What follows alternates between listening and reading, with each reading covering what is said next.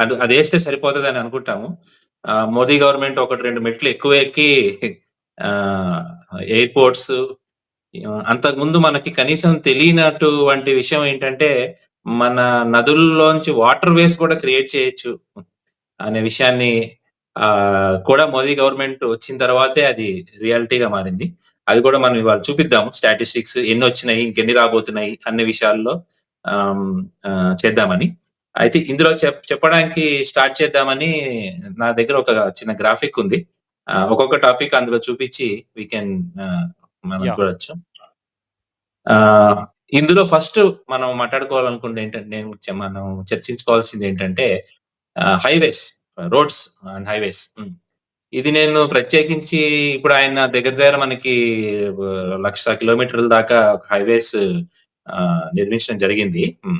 అయితే ఇందులో ప్రత్యేకించి